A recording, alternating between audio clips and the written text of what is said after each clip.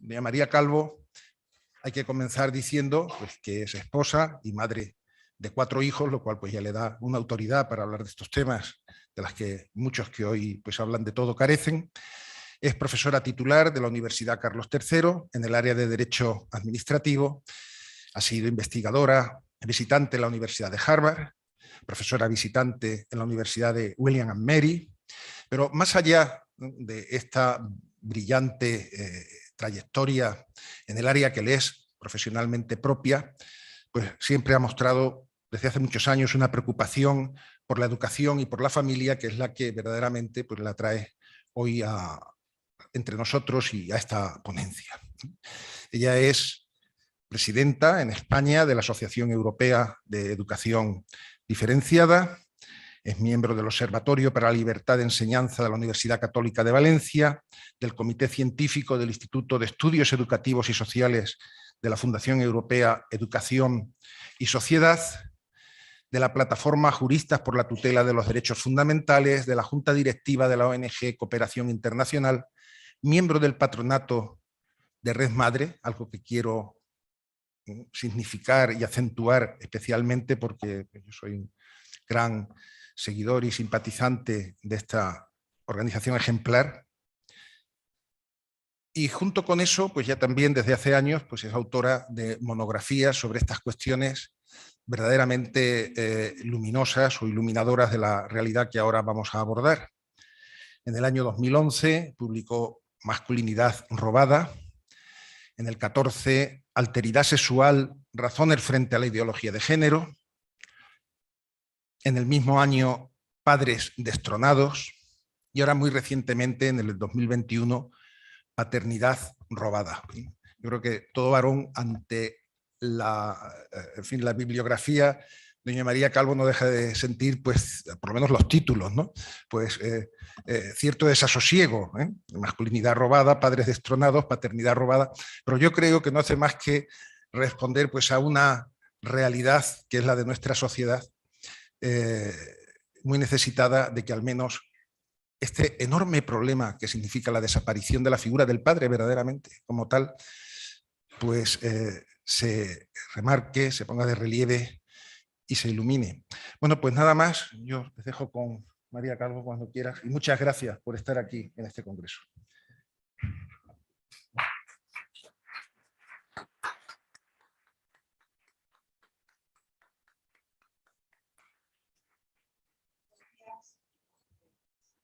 Ahora, buenos días, gracias por estar aquí.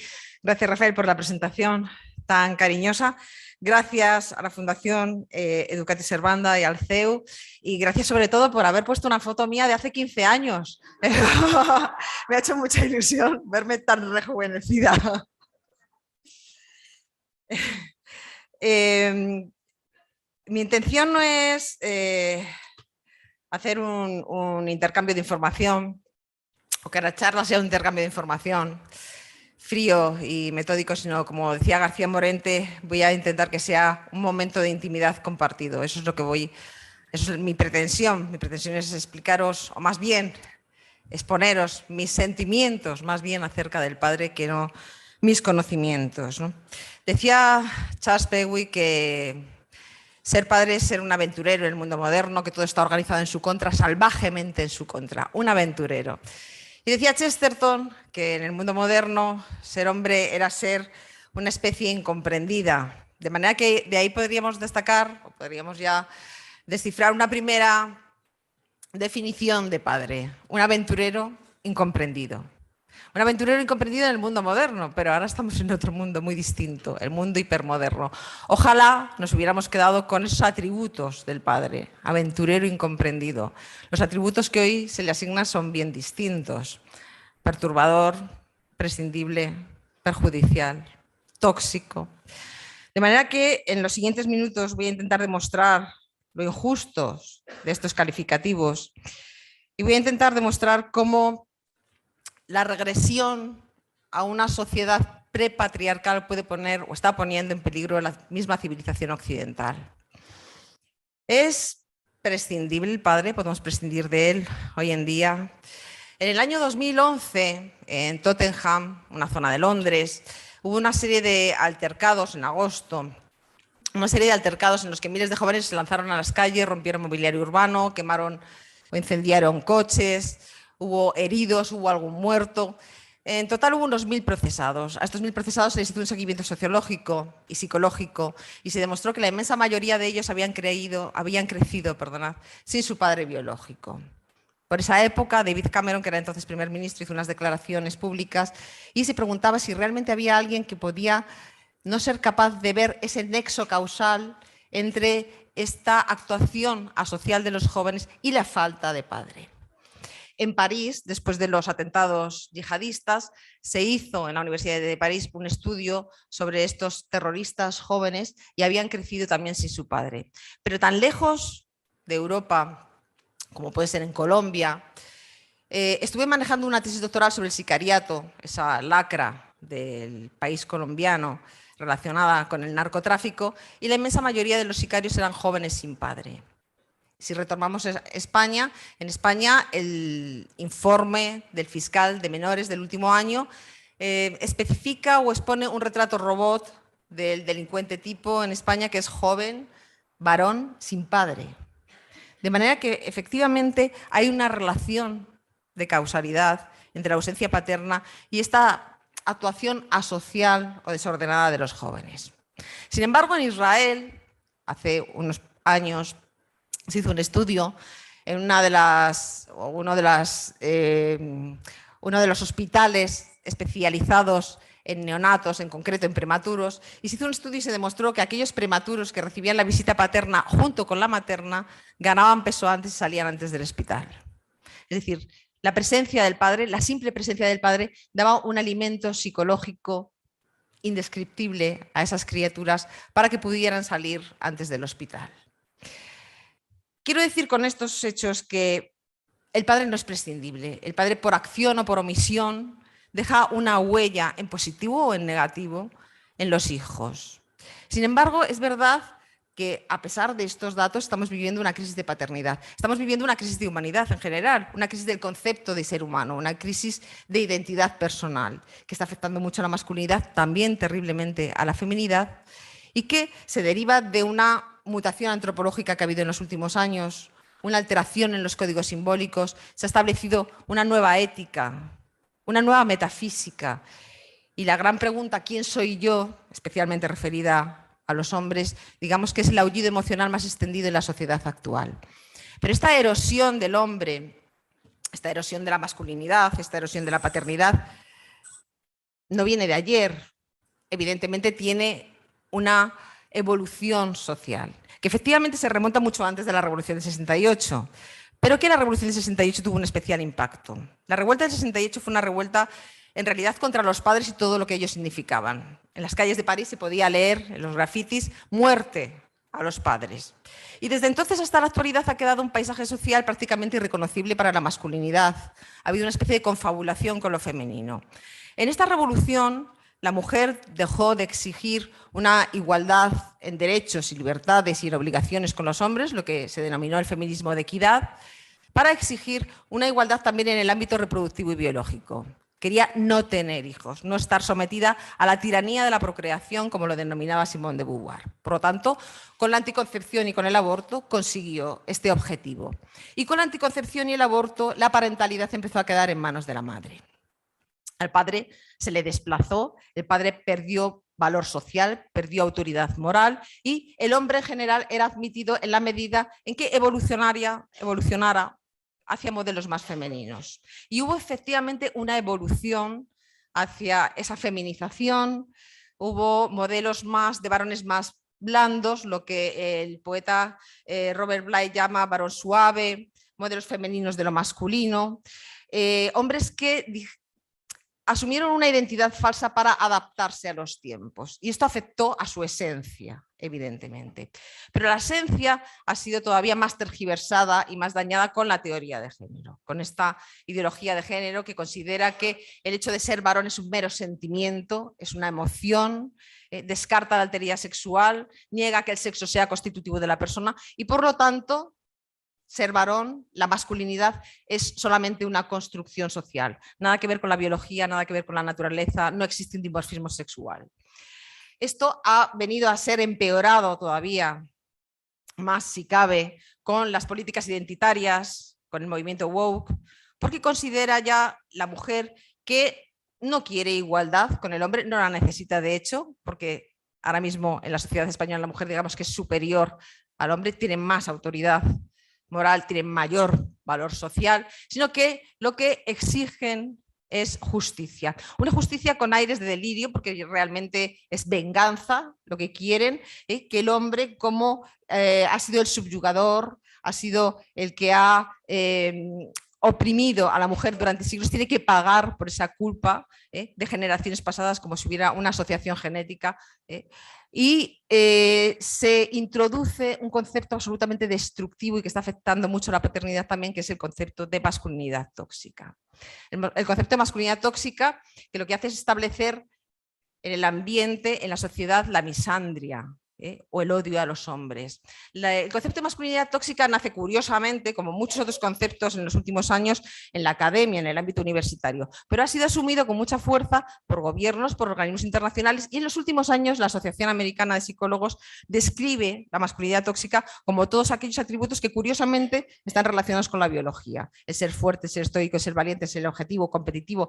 Eso considera la Asociación de Psicología Norteamericana que es masculinidad tóxica, por lo tanto la esencia de la masculinidad. Y tienen desde este punto la insolente pretensión de intentar rediseñar a los hombres, con lo que puede afectar eso evidentemente a la paternidad, y la perversa intención de rescatar a los hombres, o rescatarnos a todos más bien, de la masculinidad, de una masculinidad mal entendida, evidentemente. De manera que hay una crisis de masculinidad y hay una crisis de paternidad. Hay una crisis de paternidad que se manifiesta en una serie de hechos fácticos. Por ejemplo, la ausencia física del padre. Padres ausentes físicamente siempre ha habido. Los padres han faltado de los hogares por motivos de trabajo, han fallecido, han faltado por guerras, por desgracia lo estamos viviendo en estos días nuevamente, la ausencia física del padre. Pero esta ausencia física, sin embargo, no implicaba una ausencia simbólica. El padre seguía presente simbólicamente, espiritualmente. El nombre del padre era nombrado en el hogar. De manera que esta ausencia física no implicaba un daño, un agujero, un vacío, una falta de raíces a las generaciones posteriores. Lo terrible es cuando a esta ausencia física se une una ausencia simbólica. Y en el lugar del padre no hay nada, hay un vacío, un agujero negro. Ese hijo no tiene raíces. La ausencia física es uno de los problemas más extendidos en la sociedad actual, en los países desarrollados. En Estados Unidos hay 25 millones de jóvenes actualmente creciendo sin su padre biológico. Es una cifra que es superior a la de enfermos de Alzheimer, cáncer y SIDA juntos. Se calcula que 1 de cada 3 jóvenes está creciendo sin su padre biológico en Estados Unidos actualmente. 2 de cada 3, si estamos hablando de minorías. Y es un problema que está en la base de la inmensa mayoría de los problemas sociales, desde el fracaso escolar, el abandono del hogar, los embarazos de adolescentes, la criminalidad. Antes se pensaba precisamente que la base de los problemas sociales se encontraban en la marginalidad, en la criminalidad, en la pobreza, y no es así. Se ha demostrado que la ausencia de padre tiene muchísimo que ver con estos problemas. Además, es un problema intergeneracional, porque quien no ha tenido padre no sabe cómo ser padre y lo va pasando de generación en generación. Los datos porcentuales de las estadísticas, sobre todo, por ejemplo, del censo norteamericano, dan escalofríos.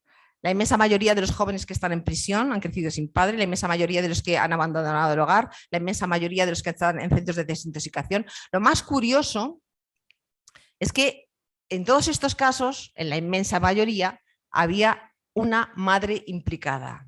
Una madre cariñosa, una madre competente, y sin embargo no puede o no pudo evitar que estos jóvenes acabaran engrosando estas cifras de problemas sociales.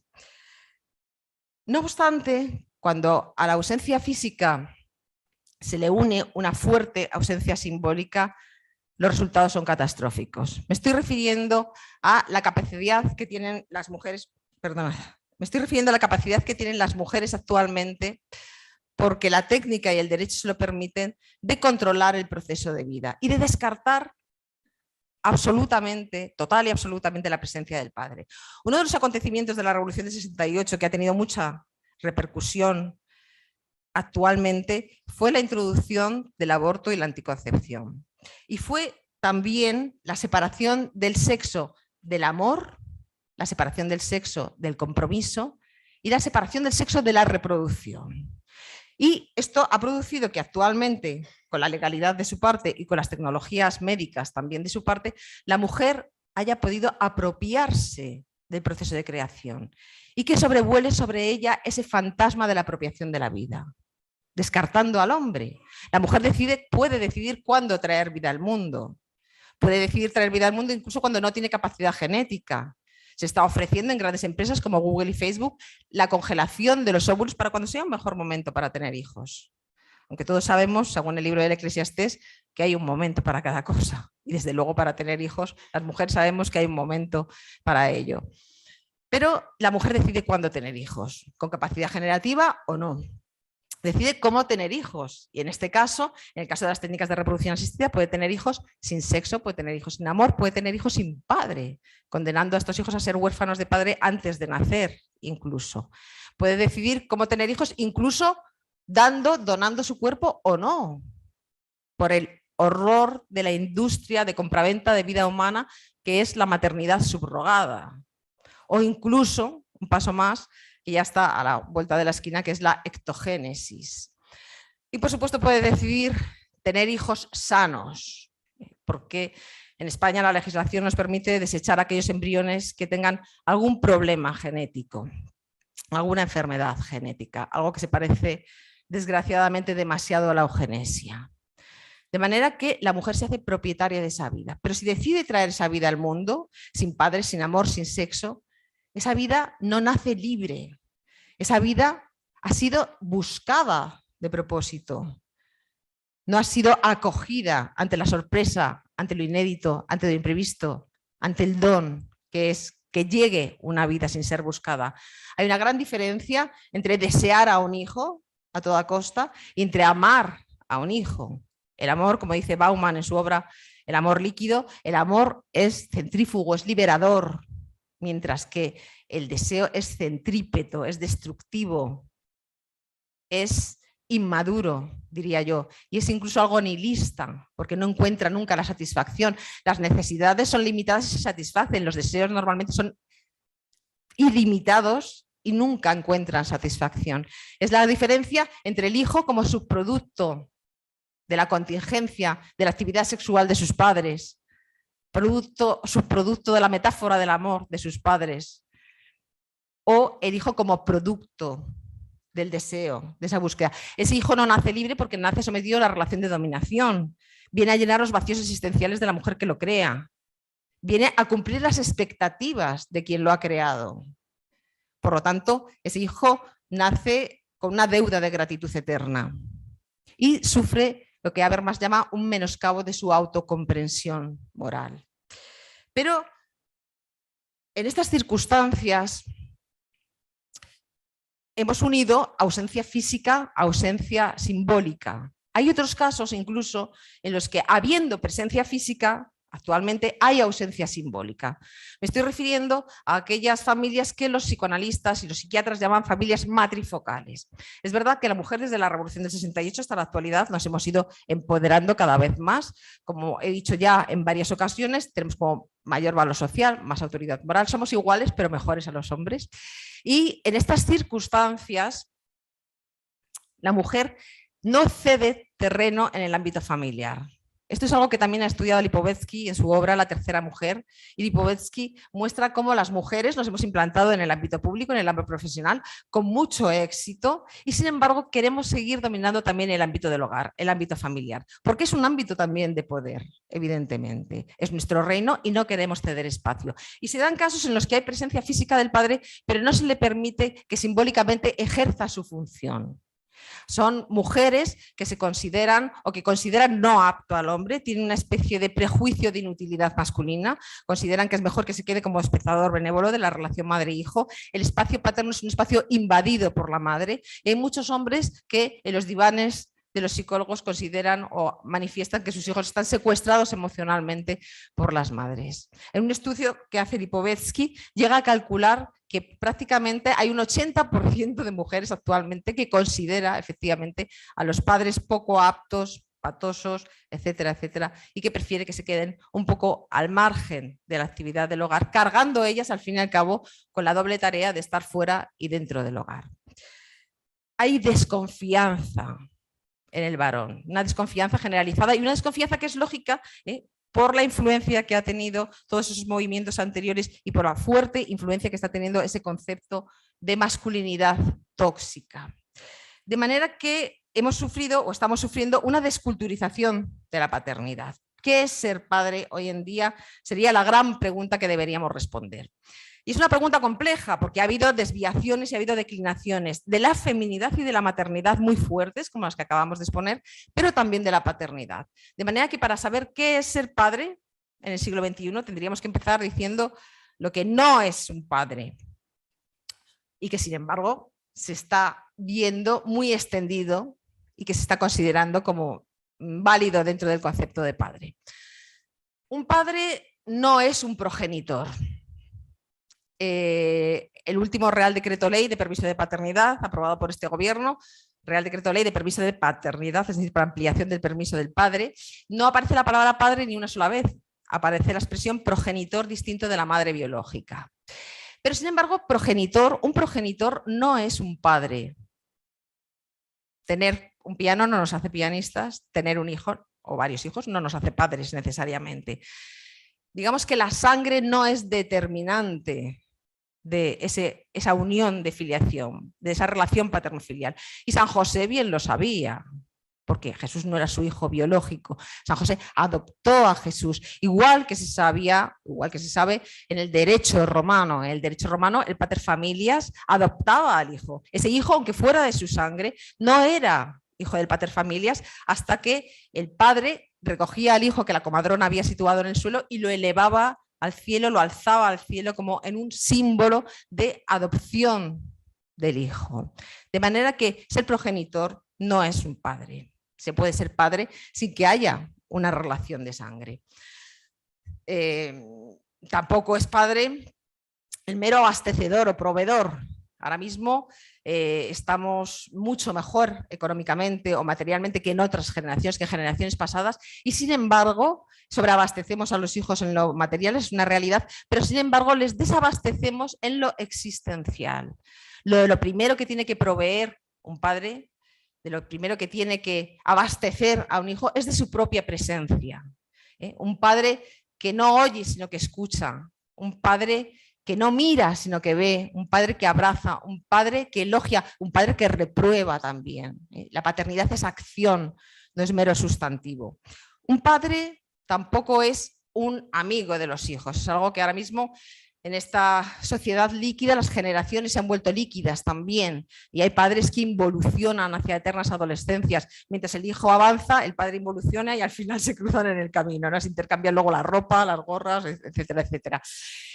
Padres que tienen miedo a la madurez, padres que tienen miedo a ejercer la responsabilidad de la paternidad y los aspectos menos demagógicos, padres que tienen miedo a que sus hijos no les quieran. Los hijos no están aquí para querernos. Los hijos... Es que me estoy tropezando con el cable. ¿Puedo ponerlo aquí? Gracias.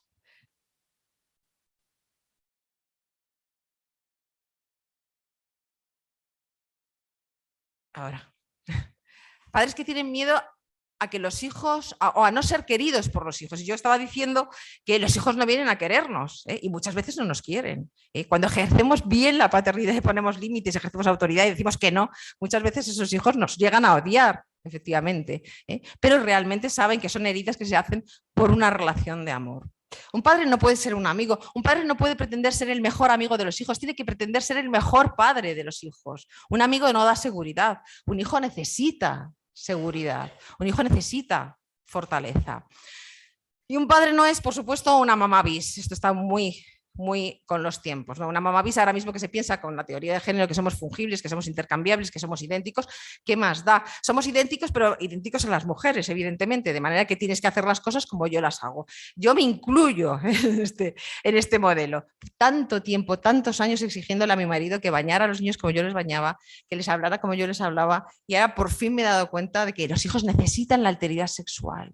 Los hijos no necesitan a una mamá bis o una madre defectuosa. Ser padre es cosa de hombres. Los hijos necesitan ser abrazados, alimentados, nutridos, también reprobados, castigados.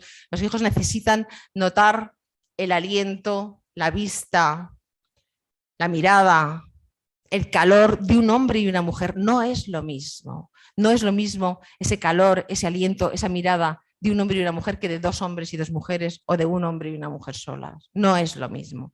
De manera que un padre no es una mamá bis tampoco. ¿Qué es un padre? Esa es la gran pregunta que tendríamos que hacernos. ¿Qué es un padre en el siglo XXI? Bueno, un padre en el siglo XXI tiene las mismas características que el padre que viene de nuestras raíces de la civilización occidental, un padre que viene de Grecia, de Roma, un padre que viene de nuestra tradición judío-cristiana, pero que se han ido devaluando, se han ido declinando, se han ido tergiversando, las hemos ido perdiendo. Pero hoy en día también adquieren unas características nuevas por las circunstancias en las que nos encontramos. Estamos viviendo una época de hijos escasísimos, hijos escasos y preciosos, hijos buscados, hijos planificados, hijos programados, y que cuando llegan al mundo se convierten en el centro de nuestra existencia, en el centro de la existencia sobre todo de las madres. De manera que un padre sobre todo es libertad. Libertad, ¿eh? Y lo dice alguien que ha nacido en los años 60, ¿no?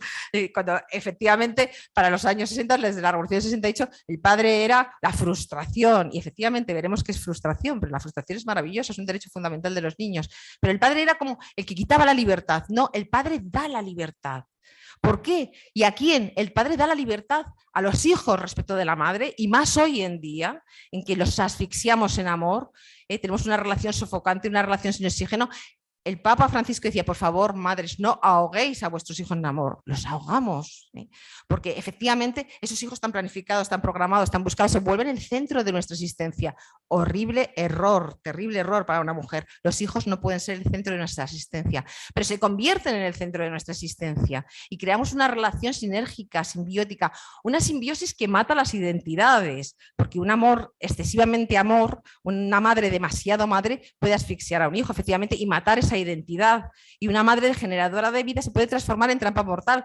¿Por qué? Porque el seno materno es acogedor, pero es profundamente limitativo, y el instinto de donación que tenemos se puede transformar en instinto de posesión y de exclusión, sobre todo cuando el hijo ha sido muy buscado, muy planificado, muy programado, es único, es precioso, es escaso, nos ha costado mucho conseguirlo. Esas madres, no estoy hablando contra las madres, estoy exponiendo el maltrato al que se está sometiendo a parte de la feminidad actualmente. Esas madres no son capaces, y yo tampoco lo he sido durante mucho tiempo, no somos capaces de regalar el desapego a los hijos. No somos capaces de hacerles el regalo de nuestra ausencia, que es el mayor regalo que se puede hacer a unos hijos. De manera que no les dejamos escapar. El hijo no tiene autonomía, no tiene independencia, es como un apéndice de la matriz de la madre. No les regalamos el desapego, no les regalamos nuestra ausencia, no les dejamos ir, no les regalamos la libertad como regalo de amor.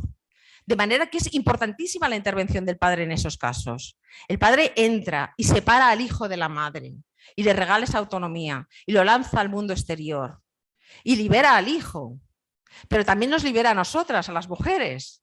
Una madre que es demasiado madre, todo madre, madre al 100%, como dice Osvaldo Poli, no es una buena madre. No es una buena madre. Una madre que está encima de los hijos, que hace de los hijos el centro de su vida, no es una buena madre. Una mujer, toda mujer, tiene que tener un desarrollo materno, porque tenemos una huella psicológica materna imborrable, pero tiene que tener un desarrollo de su otra parte. Dice María Cheriotti, tenemos una parte materna, tenemos una parte erótica, erótica profesional de mujer. De hecho, es muy bueno para nuestra pareja que desarrollemos esa otra parte. Si somos solo madres, todas madres, madres al 100%, acabamos infantilizando a nuestra propia pareja. Un niño más en la casa. Y eso es horrible. Además, suele ser el último niño de la casa. Primero están todos los demás y el último, el marido, pero infantilizado. No puede ser eso. Nuestra relación es con la pareja. Nuestra vida tiene que ser con la pareja. Los hijos tienen que volar, nacen para irse. De manera que hacemos muy mal si nos estamos centrando en los hijos.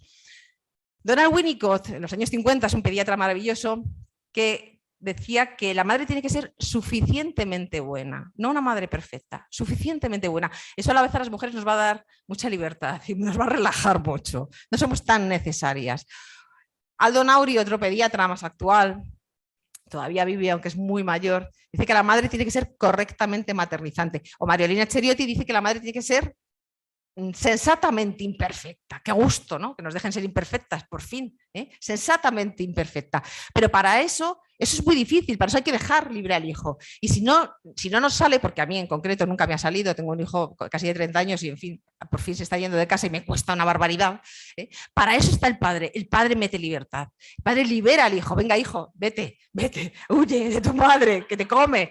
Efectivamente le da libertad, le da autonomía. Y nos da la autonomía a las mujeres, porque si el hombre entra en el hogar, nosotras podemos salir, que es maravilloso, que lo necesitamos, que nos dé aire fresco. Me están haciendo señales que me separe del micrófono.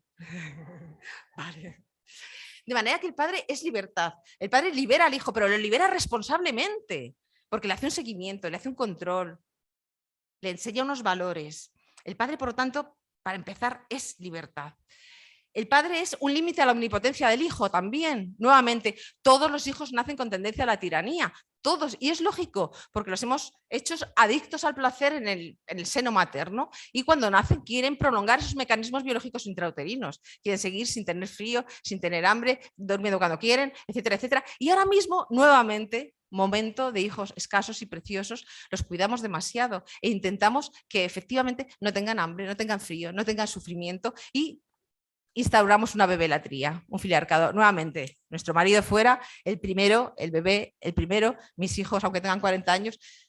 De manera que al padre le corresponde ser el límite a esa omnipotencia. Al padre le corresponde establecer la ley simbólica de la familia, el orden de filiación. Qué importante es que nuestros hijos reciban un no de su padre. El no es un regalo. El no que no nos dejan ahora, por ley, establecer en las familias. La ley de protección de la infancia, llamada de protección de la infancia, yo diría de protección de la infancia frente a los padres, es una ley que no deja frustrar a los padres, que no les deja imponer límites. Y los hijos necesitan límites. Los hijos necesitan límites para ejercer su libertad. Límites y libertad son la misma cosa. Un hijo solamente puede ser libre si tiene unos límites que pueda vulnerar, especialmente en la adolescencia. Y eso le corresponde sobre todo al padre. Las jóvenes generaciones tienen hambre de padre porque tienen hambre de ley, necesitan una ley. Yo recuerdo una chica anoréxica que robaba en los supermercados porque quería que la policía la cogiera y le impusiera una ley, le impusiera una sanción, porque en su casa no había normas, la dejaban hacer todo. De manera que el padre es también un límite a esa omnipotencia. El padre es una instancia de frustración. Ahora mismo hay muchísimo miedo a la frustración. De hecho, como digo, esta ley de protección de la infancia intenta que el hijo no se le frustre. Si le quitamos la frustración a los hijos, les estamos quitando un derecho fundamental de la infancia. El padre es la principal instancia de frustración. El padre enseña a ese hijo que esto no puede ser, que no todo funciona en la vida. Enseña a gestionar los fracasos, qué importante. Qué importante comprender la frustración, qué importante experimentar la frustración en un mundo sobrevenido como el actual, en un mundo inestable, cuando de repente hay una guerra y experimentamos la frustración, cuando de repente hay una enfermedad como el COVID y no podemos salir de casa. Os voy a contar una anécdota que os vais a reír, es que me estoy acordando ahora mismo. Mi hija, una de mis hijas, que siempre me pedía un bocadillo para el mediodía. Esto no tiene nada que ver con el padre, me estoy yendo por peteneras, lo siento. Una de mis hijas siempre me pedía un bocadillo para el mediodía antes de la comida en el colegio. Y le decía, María, no te voy a dar un bocadillo, hija mía, te tienes que hacer fuerte. Te tienes que hacer fuerte porque si viene una guerra, ¿qué vas a hacer? Y luego cuando se iba mayor siempre se reía de mi mamá, tú no me dabas un bocadillo porque si venía una guerra, cuando se declaró la guerra de Ucrania, me vino y me dijo, mamá, yo he sido una mujer fuerte porque no... Sé que es una anécdota estúpida, pero es verdad que hay que hacer a los hijos fuertes. La carencia, el derecho a la carencia, no tienes tu bocadillo, ¿eh? Y tienes que pasar hambre, te van a sonar las tripas en el recreo, pero eso te hace fuerte, ¿no? Y eso sobre todo es una función paterna, la frustración. Eso es una función paterna, porque frustrar es educar desde que los hijos nacen, privarles de cosas que no necesitan. El derecho a la carencia que les hace percibirse como seres vivos y les hace luchar por lo que quieren. Y la frustración no solo es educar a los hijos, la frustración es amar. Porque hay que amar mucho a un hijo para aguantar sus malas caras, para aguantar sus llantos, para aguantar que nos odien en ocasiones. De manera que el padre también es maestro de la verdad, porque enfrenta al hijo con la realidad. Muchas veces las madres tendemos a endulzar la realidad a nuestros hijos y el padre normalmente les enfrenta a esa realidad. Cuando nuestros hijos suspenden, pobrecitos, yo normalmente siempre me invento excusas, ¿no? Pues tendrías fiebre, hacía mal tiempo, el profesor lo ha puesto muy difícil. Dulcificamos la realidad, intentamos exonerarles de culpa. Normalmente un padre, ¿qué hace? Eres un vago indecente, no has estudiado, en fin, ¿qué os voy a contar? Les enfrentan a la verdad, no a nuestra verdad como madres. Nuestra verdad como madres es una realidad más suavizada, ¿no? Es el limbo de lo irreal, pero el limbo de lo irreal supone que al hijo le acabamos metiendo en una cárcel invisible de inmadurez psicológica, no madura. El padre le enfrenta a la realidad, a veces de una forma un poco brusca, también deberían aprender a hacerlo de una forma un poco más suave. Eres un vago, indecente, es que no entrenas en el fútbol, en fin, ya tienes edad. El otro día mi marido me dijo, ya tienes edad para ir, si dentro de un mes no tienes un trabajo estable, te pongo en la calle. Bueno, pues la realidad, con toda razón, ¿no? Esa es la realidad. Les enfrenta a la realidad y por lo tanto esa intervención del padre es una herida. Muchas veces el padre hiere, pero es una herida de amor. Es una herida que va a hacer crecer al hijo. Los psiquiatras dicen que el padre es como una comadrona. El hijo tiene que ser parido 2 veces, una vez carnalmente, biológicamente, la madre le regala la vida carnal, biológica, y otra vez socialmente, el padre le regala la vida exterior, el padre le saca fuera, el padre es custodio, pero también le tiene que regalar la aventura. Le inserta en el mundo de los símbolos y de la cultura y por lo tanto le inserta en la historia y en el tiempo, algo de lo que están muy necesitados nuestros hijos actualmente. El padre es importantísimo para la identidad sexual de nuestros hijos actualmente. Ahora se considera, ya sabéis, que el sexo es un sentimiento, que la orientación sexual es fluida y esto en relación con los varones es importantísimo que tengan una figura paterna para comprender su identidad sexual. Todos los psiquiatras, casi todos los psiquiatras coinciden en que hay una identificación primaria con la sexualidad de la madre y que solamente frente al padre la hija se feminizará, el hijo se masculinizará.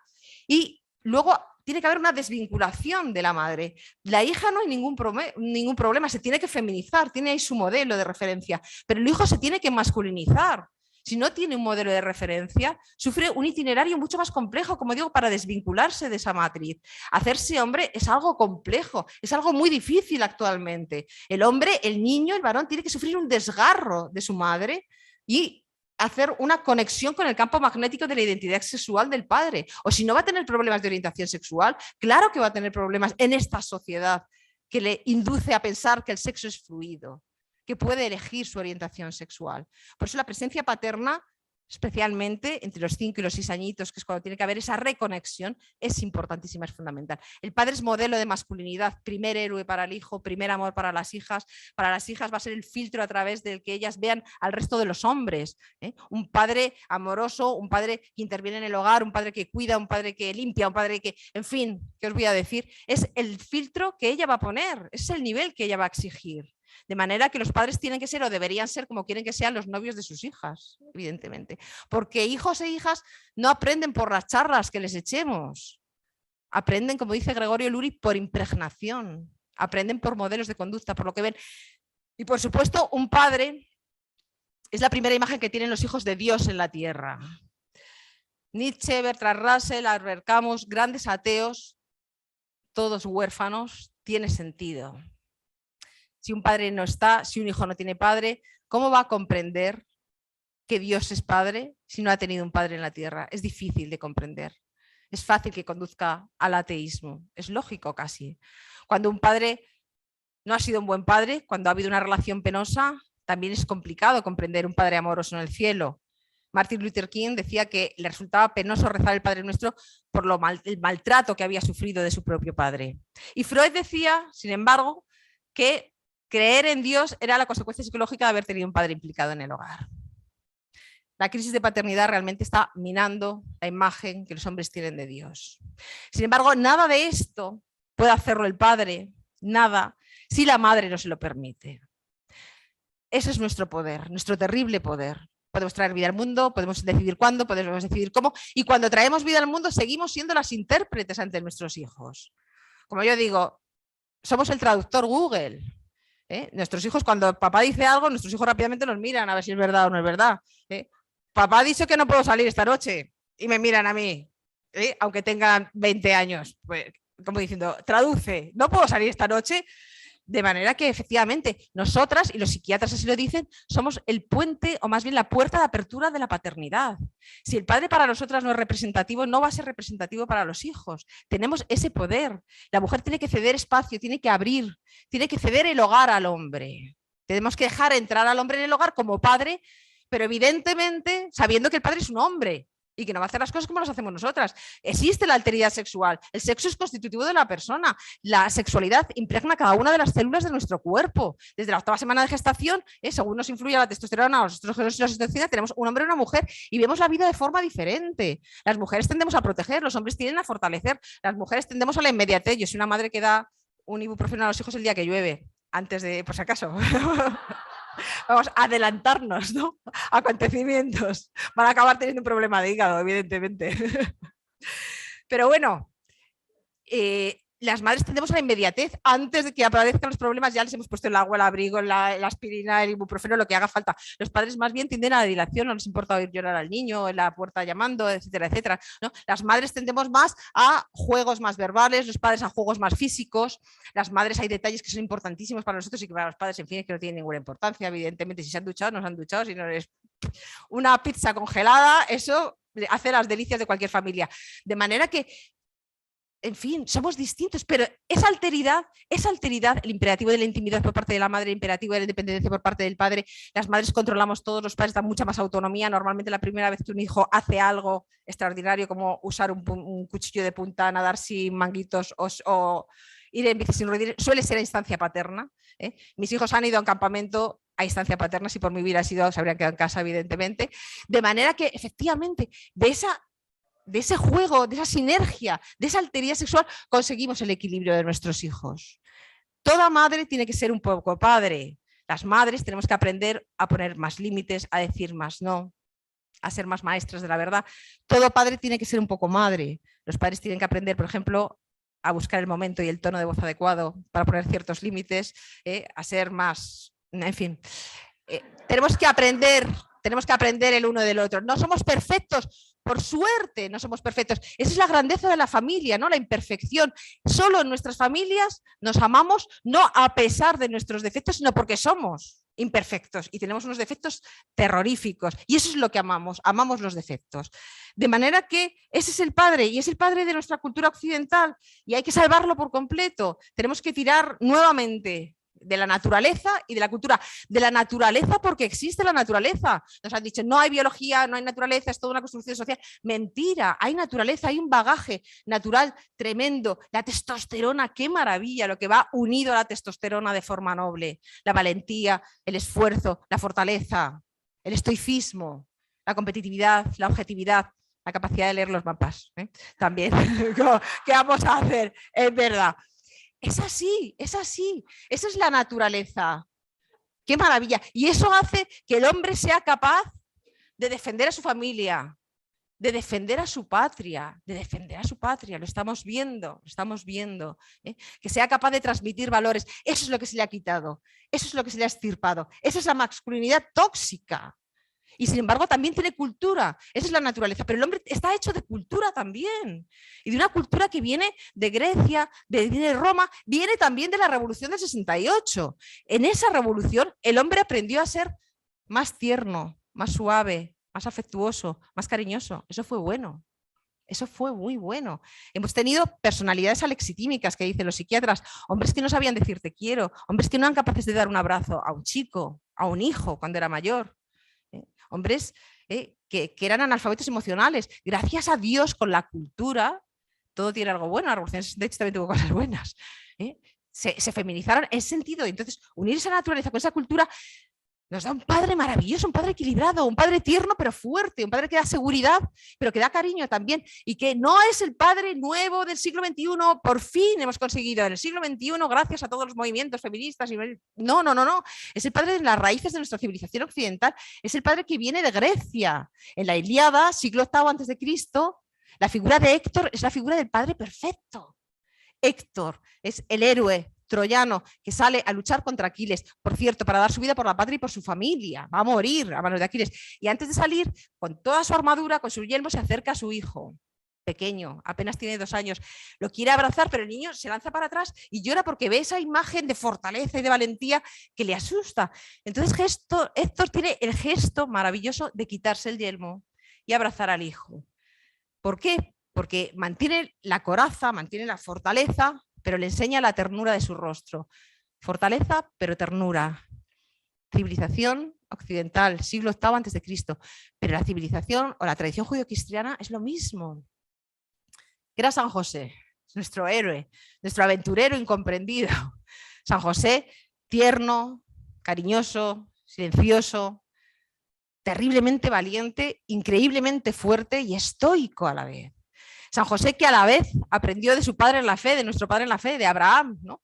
Abraham, con ese hijo, el hijo del milagro, el hijo único, el hijo tan buscado, que era Isaac, y lo tuvo que sacrificar la propiedad sobre ese hijo. Eso es lo que hace un buen padre, sacrificar la propiedad sobre el hijo. El padre es responsabilidad sin propiedad, igual que la madre tiene que ser hospitalidad sin propiedad, pero responsabilidad sin propiedad. San José y Abraham lo sabían que los hijos son trascendencia en su más pura inmanencia, sabían que los hijos son alteridad, sabían que los hijos pertenecen a una familia y la pertenencia, o más bien la familia es pertenencia, pero también es errancia. Como he dicho antes, supieron ser custodios de sus hijos, pero regalarles la aventura, regalarles la libertad por amor. San José, Abraham, sabían que tener un hijo es empezar a perderlo desde el momento en el que nace, porque esos hijos no eran suyos, esos hijos eran descendencia, como digo, no pertenencia, y les supieron regalar la libertad como regalo de amor. No vinieron a cumplir unos sueños frustrados, a llenar un vacío existencial, a cumplir una tradición familiar, a tener su propio proceso de vida, a tener su propio camino, que a veces no es el que nos gusta a nosotros precisamente. Nosotros no podemos tener expectativas sobre nuestros hijos porque normalmente esas expectativas se incumplen. Hay que dejarles libres, volar, como dice Santa Teresa de Calcuta, ¿no? Vuestros hijos vivirán la vida, pero no será vuestra vida, volarán, pero no será vuestro vuelo, y soñarán, pero no será vuestro sueño. De manera que hay que estar ahí como el padre del hijo pródigo, siempre en la puerta, esperando a que regresen, pero sin salir a buscarle, y firmes en el amor, siempre pase lo que pase. Muchas gracias.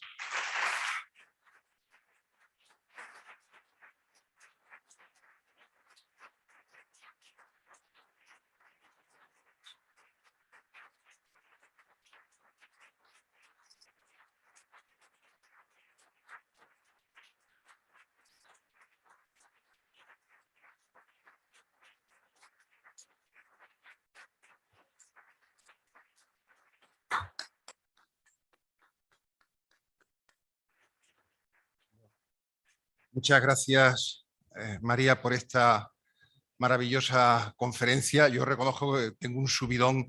Ojalá, ojalá hace 20 años yo hubiera oído algo así, porque me coge un poco ya mayorcito, ¿no? Pero veo muchísima gente joven, tanto hombres como mujeres, y creo que esta sabia conferencia, porque más allá de la forma en que se haya podido decir, lo que hay es un fondo de sabiduría extraordinario. Creo que va a hacer mucho bien, no solamente a los que estamos aquí, ojalá a que otras muchas personas pues, puedan acceder pues, a través de la grabación que se ha hecho, y verdaderamente es una conferencia extraordinaria. Bueno, tenemos unos minutos, como media hora, para iniciar un coloquio, y yo pues desde aquí trataré de moderarlo, y por lo tanto, pues aquellas personas que quieran hacer uso de la palabra, pues que levanten la mano. No sé si había por ahí un micrófono o... Sí, ¿verdad? Ahí, pues para que hagan uso de él aquellos que deseen intervenir. Aquí hay ya... bueno, primero hay un señor y aquí hay una chica. Sí. Buenos días. Mi nombre es José Antonio Cecilia y soy presidente nacional de Antiguos Alumnos. Así que estáis todos debajo de mí. Muchísimas gracias por la brillante ponencia que has tenido. Pero voy a levantar una lanza, por una cosa que se te ha olvidado. Es un pequeño detalle. Yo soy padre de 4 hijos y de 5 nietos. Soy abuelo. Ahora soy padre otra vez. Cambio pañales, doy de comer, les cuido, les llevo al colegio, les traigo el pit. El abuelo ahora mismo ha adquirido una presencia tan importante que no me atrevo ni a decirlo, vamos, pero es fundamental porque está haciendo otra vez de padre. Nada más, muchas gracias.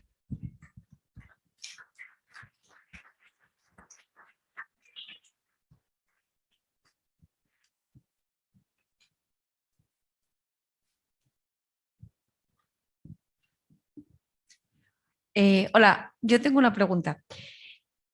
Me ha quedado muy claro todo, ¿eh? Creo que a partir de esta noche voy a ser una madre muy distinta, o por lo menos lo voy a intentar.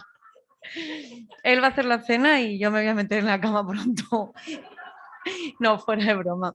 A mí tengo una duda muy grande, claro, hay muchas familias que siguen, si un padre, un accidente, fallece, ¿cómo sustituimos o no sustituimos a esos hijos? O sea, ¿cómo les hablamos a ese alumno que su padre se ha matado en un accidente o ha muerto por una enfermedad, etcétera? ¿Dónde está esa figura? Porque no existe. Entonces, todo ese papel tan importante que representa un padre va a crecer sin ese padre. Es verdad que seguramente habrá un abuelo que pasará sus horas, un tío, un amigo, pero ese padre seguirá inexistente.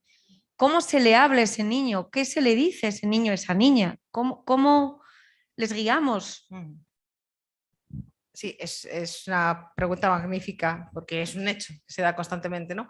Efectivamente, en este caso hay una ausencia física, pero la suerte es que no hay una ausencia simbólica o una ausencia espiritual. Es decir, ese hijo sabe que su padre se ha ido, efectivamente, pero su padre está presente en otro ámbito, en un ámbito espiritual, y la madre es la que tiene que hacérselo presente. El nombre del padre tiene que estar en el hogar. Pues a papá esto le encantará porque está. No está, pero está. Esto le va a encantar. A papá esto no le habría gustado, etcétera, etcétera. El nombre del padre es importantísimo para que el hijo lo perciba y el hijo no encuentre ese vacío. Lo importante de estos hijos, además, es que, o quizás lo terrible de los hijos que tienen ausencia física y simbólica, es la ausencia de raíces. Yo creo que es lo peor que puede pasar, ¿no? Somos seres genealógicos, estamos hechos de historia, de memoria, y los padres y las madres también, pero los padres son el prólogo en el libro de nuestra vida. Entonces, este niño tiene un prólogo. Su padre ya no está, pero sabe quién era su padre, tiene fotografías, sabe lo que hacía, se lo han contado, y quién era su abuelo, y quién era su bisabuelo, y quién era su tatarabuelo. El niño que no tiene raíces tiene un agujero negro ahí, no sabe de dónde viene, no sabe a dónde va, es horroroso. Sin embargo, este hijo lo tiene. Tiene una cadena preciosa de antecedentes, ¿no? Espiritualmente está el padre, simbólicamente está, eso le da una fuerza interior al hijo tremenda. Por otro lado, es bueno buscar una figura masculina alternativa, un adulto significativo, dicen los psiquiatras, que puede ser un abuelo, por supuesto, en primer lugar, que puede ser un gran profesor, que puede ser un gran tutor, que puede ser un tío, que puede ser un sacerdote, en fin, una figura alternativa significativa que le pueda dar esa imagen de masculinidad equilibrada, importantísimo. Y en tercer lugar, está la madre. ¿Qué sucede en estos casos? Que la madre tiene que ser bifronte. Nuestras madres en generaciones pasadas eran bifrontes constantemente. Los padres faltaban del hogar constantemente. Mi padre era militar, ya falleció, era militar. Mi madre era todo dulzura, todo amor, todo cariño.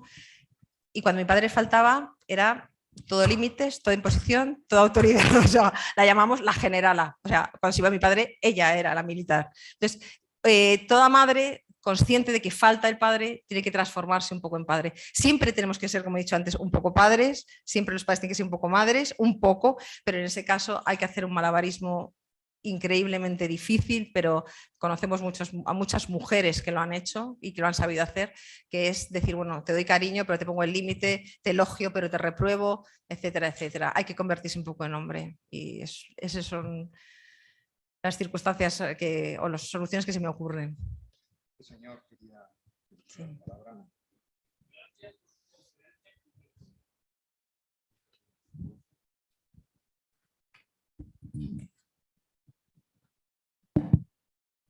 Gracias por su conferencia en primer lugar. Pero yo mismo me comenté con algún amigo, digo, pero vamos a ver, porque se escriben por ahí artículos, incluso en mi pueblo, que tiene ahora, bueno, tenía 500 habitantes cuando yo tenía 7 años. Ahora no, 4 gatos hay en mi pueblo. Soy de la provincia de Huesca, cerca de Barbastro. Castillazuelo se llama el pueblo. Pero bueno, siempre me he preguntado yo, comentando con algún amigo, pero bueno, estos que por inseminación artificial se preguntarán, bueno, ¿y mi padre esto cómo ha sido? Esa pregunta me hacía sin saber todo lo que usted sabe y nos ha comunicado. Yo mismo ya me daba cuenta, digo, pero el hijo, si tiene un poco de sentido común, que la mayoría lo tienen, se preguntará, pero bueno, ¿yo de dónde vengo? Y esto tiene que crear un problema, el hijo también.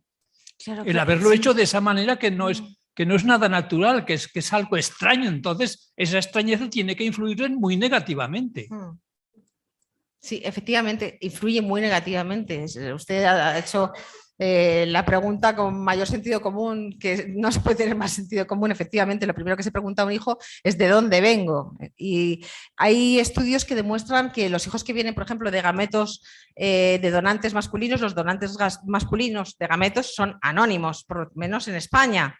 Y es lógico, porque si no fueran anónimos, pues nadie donaría gametos masculinos porque se encontraría un montón de hijos llamando a la puerta. En fin, pero cientos o miles de hijos en el caso de los gametos masculinos. En el caso de los gametos femeninos, menos, pero masculinos. En fin, ya ha salido a la prensa alguna noticia de algún donante que tiene por ahí cientos o miles de hijos, ¿no? Que luego levanta también el fantasma del incesto. Porque claro, ¿quién te dice que este señor de aquí no es tu hermano? Sobre todo en núcleos pequeñitos de pocos habitantes o en ciudades, en fin, es así. Y se ha demostrado que efectivamente la obsesión que tienen esos hijos por conocer a su padre es terrible. La obsesión es mayor que la obsesión que se genera a los hijos adoptivos, porque al fin y al cabo un hijo adoptivo sabe de dónde viene, entonces lo puedes contar, pues mi hijo vienes de África o vienes de... Al fin y al cabo puedes saber dónde están sus raíces, ¿no? Pero efectivamente el ser humano necesita raíces. Decía el poeta Goethe, el poeta romántico, que solamente hay un legado que podamos dejar a los hijos: raíces y alas. En este caso, los hijos no tienen raíces, pero tampoco tienen alas, porque para volar hace falta saber de dónde, hace falta para dar ese salto, hace falta tener una seguridad que no tienen, ¿no? Y además, normalmente cuando los hijos vienen por técnicas de reproducción asistida, se crea una relación de pareja muy insana entre la madre y los hijos. Sobre todo si es un varón, ese hijo se convierte en el confidente, en el paño de lágrimas, se convierte en la pareja de la madre. Y los psiquiatras llegan a hablar de incesto psíquico, de manera que ese hijo no tiene raíces, pero no tiene alas, porque se crea una, como he dicho antes, una simbiosis que mata las identidades, de manera que es muy triste esa situación, no tener hijos que efectivamente no saben de dónde provienen, va a dar lugar, o está dando de hecho, a neurosis, a patologías y a problemas psíquicos muy fuertes. Es un hecho. Sí. El micrófono, así que... Yo, María, muchísimas gracias por su ponencia. Es de esas ponencias que no deseamos que acabe. Pero bueno, tienen que tener su límite, eso es. Yo, al hilo de la pregunta anterior, quería preguntar si la escuela podría de alguna manera suplir esa falta del padre en esas situaciones donde no existe biológicamente un padre.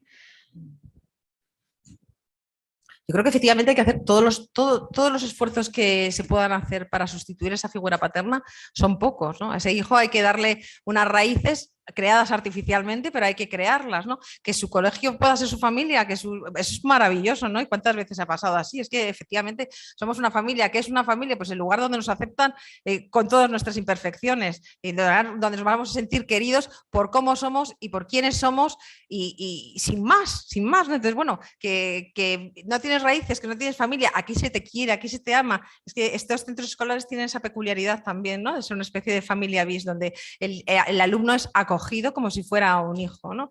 Decía Santa Teresa de Calcuta, decía, vuestros alumnos, 2 requisitos esenciales para vuestros alumnos: conocéis a vuestros alumnos, amáis a vuestros alumnos. Eso es la educación, ¿no? Porque si no los conocéis, no les comprenderéis, si no les comprendéis no hay confianza, si no hay confianza no hay cambio, y si no les amáis no ponéis pasión en lo que hacéis, si no ponéis pasión en lo que hacéis no asumirán riesgos, no habrá cambio. Conocéis a vuestros alumnos, amáis a vuestros alumnos. Entonces yo creo que efectivamente, o sea, tú misma has dado la respuesta con la pregunta. Un hijo que no tiene raíces, en el colegio se puede hacer algo, darle unas raíces, darle amor, ¿no? Y conocer esa circunstancia que tiene y comprender esa circunstancia que tiene también, porque lo que hay que hacer es comprender todas las situaciones, porque efectivamente vivimos en una sociedad en la que nos estamos encontrando con unas situaciones muy variopintas cada vez mayores. La familia que más está creciendo en España es la de madres solas. Es la que más está creciendo. En Suecia, en Finlandia, en Francia, es la familia mayoritaria, es decir, es una realidad que no podemos ignorar. Y por lo tanto, hay que acoger esa realidad y darla un tratamiento de comprensión y de caridad inmenso. Empatía que no es simpatía, es decir, podemos no estar de acuerdo con muchas cosas, pero empatizar, comprender y acoger es importantísimo y esa función en los colegios yo creo que es esencial.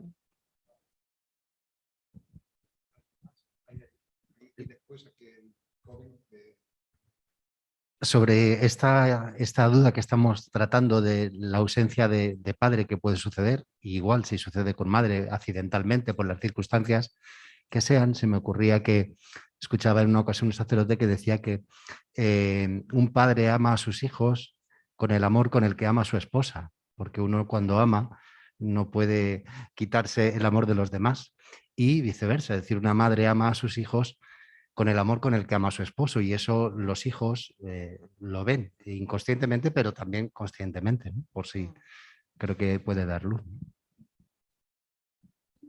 Sí. ¿Puedo añadir una cosa? Aprovechando que mi marido no está aquí, si estuviera aquí no lo diría, pero sinceramente yo creo que hay que amar al marido y el marido tiene que amar a la mujer muchísimo más que a los hijos, muchísimo más.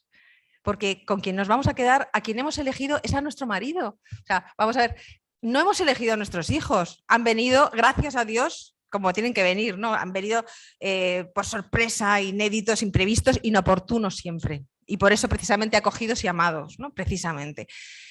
Pero a nuestro marido lo hemos elegido, no hemos elegido a nuestros padres tampoco. Y a nuestro marido lo hemos elegido. Y al final hacemos mucho más caso a nuestros padres y a nuestros hijos que a nuestro marido. Es decir, el único en el que hemos ejercido la libertad de verdad de elegir y al final le dejamos ahí apartado, en fin, pero lo digo porque no está mi marido aquí presente, evidentemente, pero es verdad que se han densificado mucho las relaciones de sangre, la sangre se ha hecho muy espesa. ¿Cuántas parejas se rompen y vuelven a casa de mamá y de papá a los hijos? Porque tienen esa posibilidad. Antes, digamos que no había la posibilidad de volver porque los padres no decían, hijo, te casas, te vas. Aquí no vuelvas, chaval, o sea, o por lo menos se daba a entender. Ahora es como, hijo mío, tienes problemas, vuelve a casa. No. O sea, entonces, yo creo que se han densificado erróneamente los lazos de sangre. Por ejemplo, en relación con los hijos, los hijos se han vuelto el centro de nuestra vida. O sea, las madres viven por y para los hijos, aunque sean profesionales, ¿eh? Necesitan, su vida gira en torno a ellos. Es un error terrible. Nuestra vida tiene que girar en torno a nuestra pareja. Entonces, yo creo que cuando funciona la relación horizontal, las verticales van a ir bien siempre. Si esto va bien, la relación con nuestros padres, la relación con los hijos va a ir bien. Y si esto va mal, pues yo creo que falla. Yo creo que hay que insistir mucho, y vuelvo a repetir que no está mi marido aquí, hay que insistir mucho en la pareja. Es la realidad, es la pareja, porque al final, ¿con quién nos vamos a quedar? ¿Con quién nos tenemos que quedar? Porque nuestros hijos tienen que volar, tienen que irse. Hay que abandonarlos al desierto, como Isabel con San Juan, ¿no? Al desierto, ¿eh? Que vivan su vida, ¿no? Que vuelen. Y nosotros con nuestra pareja. Y ahí, haciendo esa pareja, les hacemos un favor inmenso, porque van a querer casarse ellos luego. Ahora mismo los jóvenes no quieren casarse. ¿Por qué? Porque ven que la pareja no funciona bien. Entonces, si el padre es un zombie que llega a casa y no le haces ni caso y que es una especie de fantasma, nuestros hijos dicen, yo eso no lo quiero para mí. Si el padre para mí es el rey de la casa y yo soy para él la reina de la casa, por cierto, he desayunado hoy en la cama, entonces, tengo que decirlo, claro, mis hijos ven eso y dicen, mis hijas ven eso y dicen, yo quiero casarme, porque va a haber un señor que me va a llevar el desayuno a la cama. O sea, claro, pero si ven que, ay, papá, ya llega papá, qué pesado, no sé qué, es que esto no lo quiero. Entonces, fomentando la relación de pareja podemos conseguir que nuestros hijos quieran casarse. Buenas, yo me llamo Carlos. Bueno, primero quería decirle que me ha encantado su ponencia, ¿vale? Me ha encantado porque llevo ya, bueno, desde que empecé a ser profesor hace muy poquito, llevo encontrándome con situaciones iguales a las que planteaba en la ponencia y justo este año me ha tocado, pues, en mis tutorías encontrarme con muchas situaciones en las que ves que hay una ausencia paterna, ya no tanto física, sino simbólica, como estaba diciendo. Y en alguna tutoría he pedido a algunos padres, pues a lo mejor pues que venga el padre, ¿no? Porque sí que veo que últimamente aparece más la madre en la tutoría que el padre, ¿no? Entonces, y yo veo que es súper importante. Y además me encuentro en una situación en la que mi aula es de todos chicos, entonces para ellos yo soy como, soy un referente masculino y soy como un padre para ellos también. Entonces, yo en este tiempo que he estado viendo toda esta carencia paterna o esta carencia masculina, esa importancia de tener un referente masculino para ellos, yo sí que me doy cuenta de que hace falta formación en este aspecto a las familias, ¿no? Entonces, yo quería preguntarle cómo ayudamos a las familias en este ámbito, en la parte de las tutorías, por ejemplo, y si ve importante que es un tema que a lo mejor hay que meter, pues a lo mejor en un principio de curso o hay que hablar en las tutorías, o cómo enfocarlo en un colegio para enseñarle a las familias que la paternidad es un aspecto muy importante. No sé si se entiende mi pregunta. Sí, no, bueno, se ha entendido perfectísimamente. Yo creo que efectivamente que hay que plantearlo cuanto antes, y hay que revalorizar la figura del padre, y hay que dejar entrar al padre, y cuando son chicos muchísimo más, porque unas madres que podemos dominar más o menos la situación cuando esos niños son pequeños, luego esa situación se nos va a ir de las manos, es por nuestro propio bien. Cuando el hijo varón llega a la adolescencia, la niña también, pero con los chicos varones es muy importante. Cuando el niño varón llega a la adolescencia, se nos va de las manos a las madres, y hay madres que han dado todo el cariño que han podido a sus hijos, han volcado su existencia en esos hijos, y esos hijos cuando llega a la adolescencia se revuelven contra ellas con mucha agresividad, buscando su autonomía y buscando su independencia. Las ven como un límite a su crecimiento, y es que han sido un límite a su crecimiento. Ha sido una mala interpretación del amor. Es cuando un amor es tan asfixiante, es una perversión del amor materno. Es lo que hay un psiquiatra que lo llama una merversión, transformándolo en madre, merversión, es una perversión realmente, ¿no? del amor, ¿no? Y los hijos adolescentes se suelen revolver, se vuelven muy agresivos, y ahí la figura del padre es esencial. Entonces, por el bien de la familia, por el bien de ese hijo, que ese hijo además reclama unos límites, una autoridad, lo reclaman, porque lo reclaman todos, y las niñas, os voy a contar, pues necesitan esa figura paterna. De cara a evitar problemas, sencillamente, de cara a evitar problemas. Muchas veces pensamos, estoy evitando el problema porque muchas veces, a mí me ha pasado, decir, bueno, que mis hijos estén en la cama cuando llega mi marido, cuando eran pequeñitos, ahora ya no hay nada que hacer, pero que estén en la cama cuando llega mi marido, porque como mi marido llega cansado, va a haber conflicto, o que no coincidan las comidas, por ejemplo, en las comidas siempre hay conflicto, siempre, porque coges bien el tenedor, porque qué jersey llevas, porque no sé qué, pues, y hay conflicto. Y hay muchas madres que tendemos bien intencionadamente a evitar el conflicto, es decir, a separar, es decir, que coman los niños y que luego coma el padre conmigo, y así evito los conflictos. No hay que huir de ellos. Ese choque de trenes, sobre todo cuando son varones, es maravilloso, porque es una oportunidad que tiene el padre para colocar a los hijos en su lugar. Los hijos están buscando su lugar en el mundo, necesitan un padre que les diga, chaval, tu sitio es este, no este. Entonces lo necesitan urgentemente, ¿no? Entonces es muy importante efectivamente que le demos entrada. Entonces, ¿qué puede hacer los colegios? Los colegios podéis hacer todo. Lo de las tutorías es muy significativo de lo que has dicho. Yo os he dicho al principio, quiero que sea un momento de intimidad compartida. Pues efectivamente voy a compartir mi intimidad. Yo a las preceptuaciones con mis hijos intentaba ir sola, que mi marido no viniera. ¿Por qué? Porque mi marido iba a plantear unas situaciones, iba a chivarse de lo que hago yo, que era efectivamente levantar los castigos, dejarles el móvil, justificar todo lo que hacían. Si se olvidaban los deberes en casa, yo se los llevaba a 25 kilómetros de distancia al colegio y me daba igual. En fin, desataba los cordones hasta que han tenido casi 20 años. O sea, vamos a ver, entonces, a mí no me interesaba que viniera mi marido, porque además le iban a dar la razón a él. Entonces, yo le he eclipsado muchísimo a propósito, convencida además de que su forma de educación era incorrecta. Es que frustraba mucho, limitaba mucho, castigaba mucho. Y sin embargo, llegó un momento en el que me caí del caballo, gracias a Dios, ¿no? Porque si no mis hijos serían tremendos.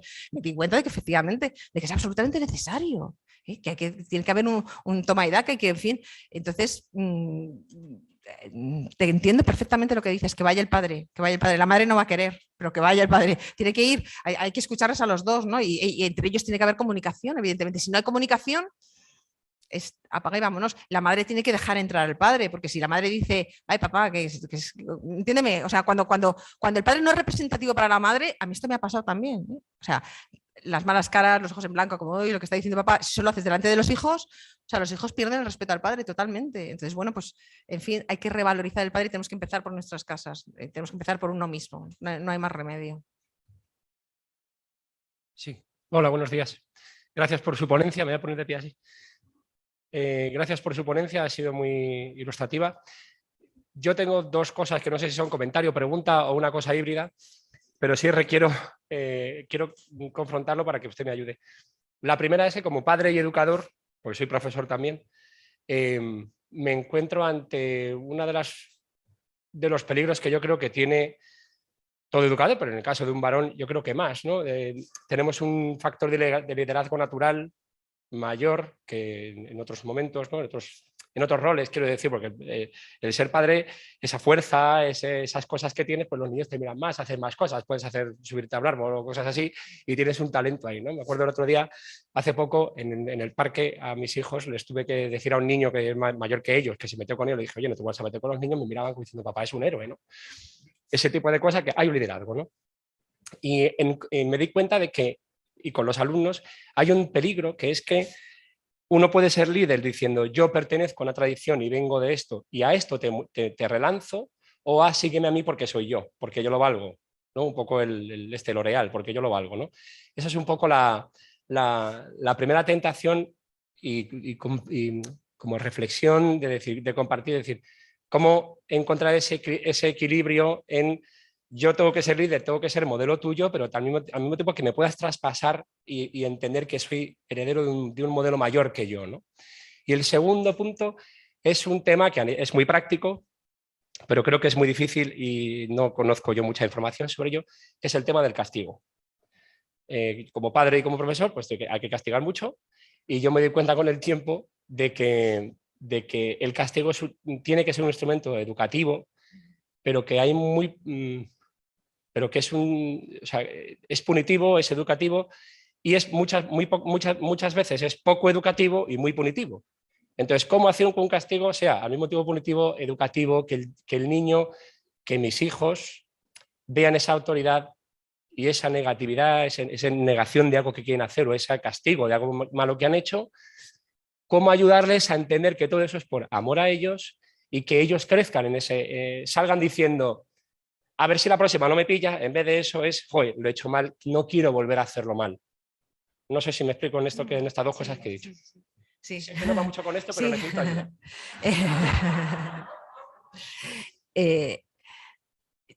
Yo creo que uno de los papeles del padre es precisamente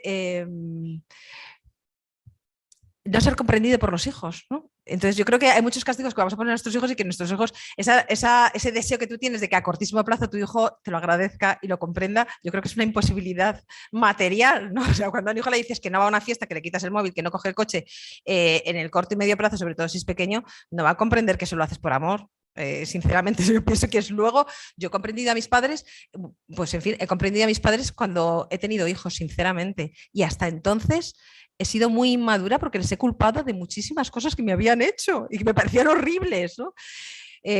Massimo Recalcati tiene una frase, que es un psicoanalista que a mí me gusta mucho, y dice, nos hacemos maduros cuando perdonamos a nuestros padres. Yo creo que adquirí madurez, efectivamente, cuando me di cuenta de que todo lo que habían hecho mis padres era por amor, pero por desgracia ya habían fallecido los dos. Es decir, yo creo que no hay que tener la esperanza de, efectivamente, de que nuestros hijos se den cuenta de que lo hacemos por amor y de caer bien a nuestros hijos, y que porque claro, muchas veces muchas actuaciones que hacemos, las menos demagógicas de la educación, a ellos no les gusta. Lo que sí es verdad es que si las hacemos juntos, nuevamente vuelvo a la pareja, hay una estadística norteamericana que yo no sé de dónde la han sacado, sinceramente, del National Center for Fathering, Ken Canfield, el presidente, dice, un castigo o una sanción puesta por el padre y la madre a la vez es 4 veces, no sé por qué 4 veces más eficaz que si la pone solamente uno de ellos, o si no están de acuerdo. Entonces, bueno, yo creo que si estamos de acuerdo, si nos ven que estamos de acuerdo, yo creo que ahí el hijo empieza a plantearse las cosas. Como nos vea divididos, entonces sí que estamos muertos, ¿no? Es decir, bueno, si mamá dice, jo, papá, lo que ha hecho, vamos a intentar suavizar la cosa, entonces va a decir, esto aquí no, mi padre no tiene razón. Entonces, si vamos al unísono, ese hijo va a decir, pues será que tienen razón, ¿no? Algo habré hecho malo, ¿no? Y otra cosa que yo suelo hacer, o que hacía cuando eran pequeños, el castigo se lo ponen ellos. Es decir, vamos a ver, si suspendes o si haces esto, no vas a salir. yo no te voy a poner el castigo, te lo pones tú, porque si lo haces, sabes que la consecuencia es no salir. Es decir, el castigo te lo estás poniendo tú, muchacho. Yo te he dicho lo que había, una consecuencia de tus actos. Pero, en fin, es complicado querer.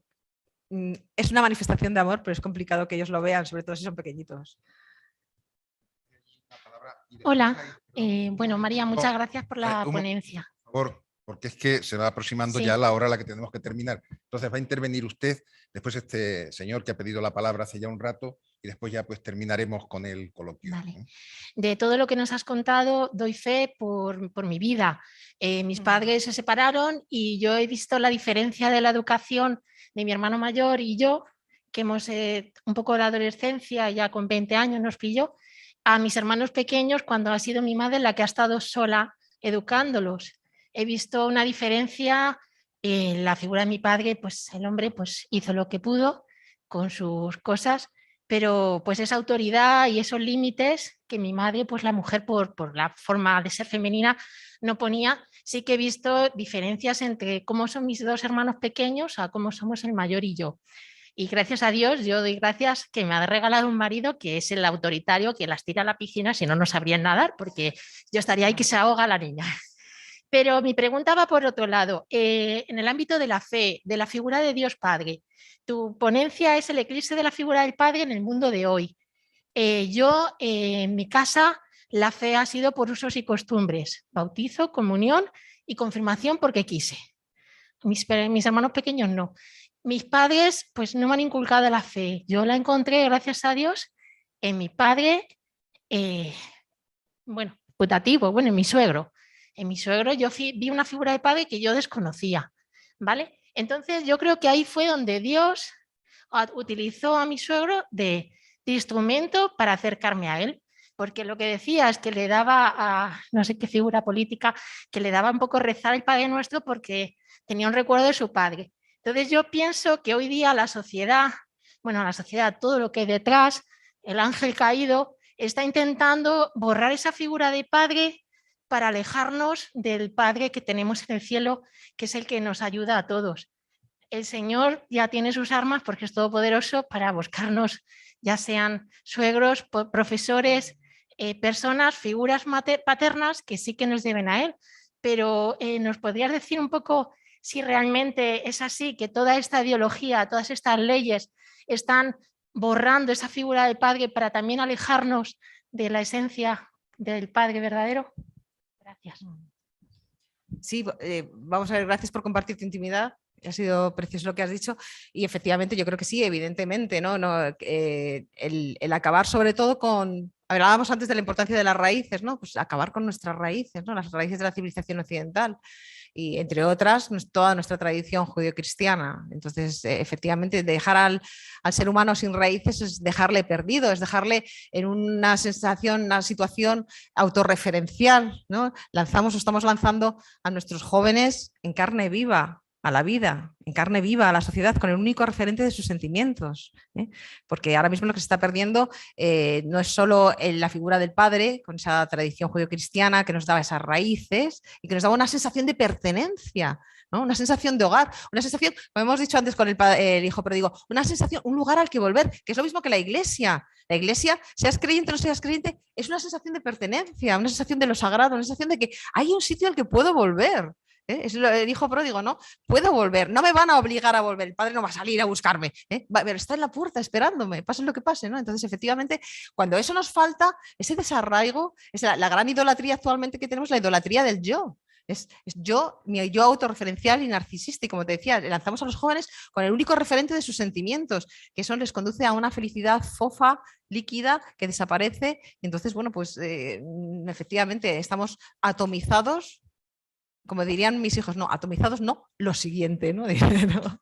Efectivamente, entonces no vemos más allá de nuestro propio yo referencial narcisista y luego ¿qué sucede? Luego sucede que hay una guerra y no hay quien luche por nada. Si no tienes a nada a la que pertenecer, esa sensación de pertenencia, ¿no? Entonces, bueno, efectivamente lo que nos están quitando son esas raíces, esa sensación de pertenencia de la iglesia y de la familia. Nos estamos volviendo zombies. La última de las intervenciones, por favor. Bueno, simplemente te felicitarte, como ya lo han hecho todos los demás, y yo lo único que quiero hacerte una pregunta como padre. Perdona. ¿Cómo puedo ser estoico con mi hijo cuando él mismo inclusive dice, cuidadillo que somos de cristal, cuidado cómo me vas a decir esto con lo que me puede... A ver cómo... con el daño que me puedas hacer con lo que me dices. Pongo ejemplo, no lo dice literalmente, pero es algo que sí lo pienso como padre. Entonces digo, sé que lo has explicado muy bien, entre el equilibrio, entre la ternura y la rigidez.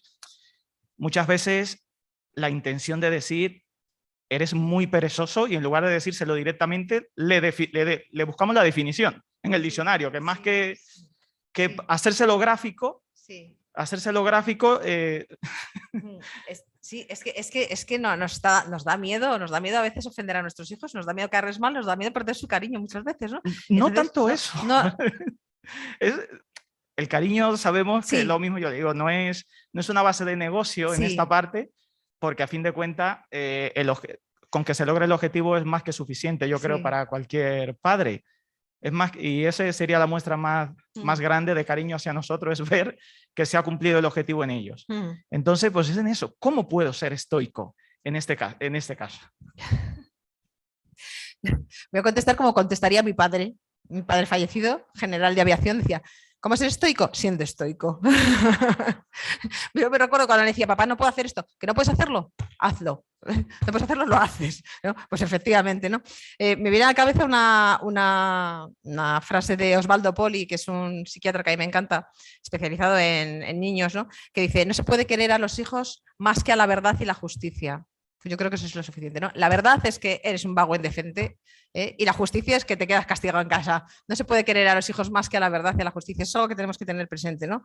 Y tendemos muchas veces a ceder ante los hijos a la verdad y a la justicia y no les hacemos ningún favor. Muchas gracias. Pues.